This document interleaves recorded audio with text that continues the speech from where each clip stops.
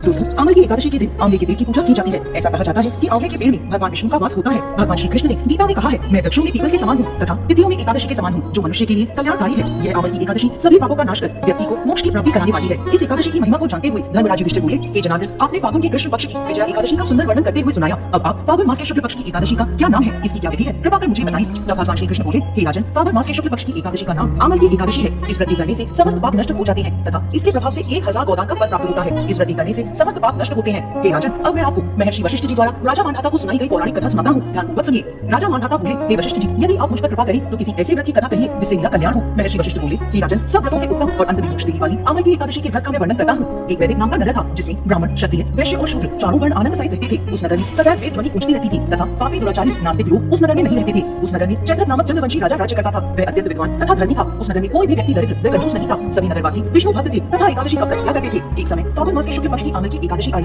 उस दिन उस नगर के राजा ने, प्रजा ने तथा बालक और वृद्धों ने सबने मिलकर हर्षपूर्वक व्रत किया। राजा अपनी प्रजा के साथ मंदिर में जाकर होम स्थापित करके धूप, दीप, नैवेद्य, पंचरत्न आदि से आंवले का पूजन करते हुए कहने लगा, हे धात्री, तुम ब्रह्म स्वरूप हो, तुम ब्रह्मा जी द्वारा उत्पन्न हुए हो और समस्त पापों का नाश करने वाले हो। तुम्हें नमस्कार है। अब तुम मेरा अर्घ स्वीकार करो। तुम श्री रामचंद्र जी द्वारा सम्मानित हो। मैं अपनी प्रार्थना करता हूँ, अतः आप मेरे समस्त पापों का नाश करो। उस मंदिर में सबने रात्रि में जागरण किया। रात के समय वहाँ एक बहेलिया आया जो अत्यंत पापी और दुराचारी था। वो अपने परिवार का पालन जीव हत्या करके किया करता था। भूख और प्यास से अत्यंत व्याकुल वह बहेलिया उस जागरण को देखने के लिए मंदिर के एक कोने में बैठ गया और विष्णु भगवान तथा एकादशी महात्म्य की कथा सुनने लगा। इस प्रकार अन्य मनुष्यों की भांति उसने भी सारी रात जागरण करके बिता दी। सुबह उठते ही सब लोग अपने अपने घर चले गए तो बहेलिया भी अपने घर आ गया। घर आकर उसने भोजन किया। कुछ समय बीतने के पश्चात उस बहेलिया की मृत्यु हो गई। मगर अमल की एकादशी के व्रत तथा जागरण से उसने राजा विदुरथ के घर जन्म लिया और उसका नाम वसुरथ रखा गया। बड़ा होने पर जब वसुरथ राजा बना तो उसकी एक बहुत विशाल सेना थी जो धन धान्य से परिपूर्ण थी। वो 10,000 रामों का पालन करने लगा। उसका तेज सूर्य के समान था। उसमें चंद्रमा के समान कांति थी। भगवान विष्णु के समान उसमें वीरता थी और पृथ्वी के समान वो क्षमा करने वाला था। वह अत्यंत धार्मिक, सात्विक, कर्मवीर और विष्णु भक्त था। वो अपनी प्रजा को दान आदि कर समान भाव से पालन किया करता था। एक दिन राजा शिकार खेलने के लिए गया। दैवयोग से वो मार्ग भटक गया और दिशा ज्ञान न होने के कारण उस वन में एक वृक्ष के नीचे सो गया।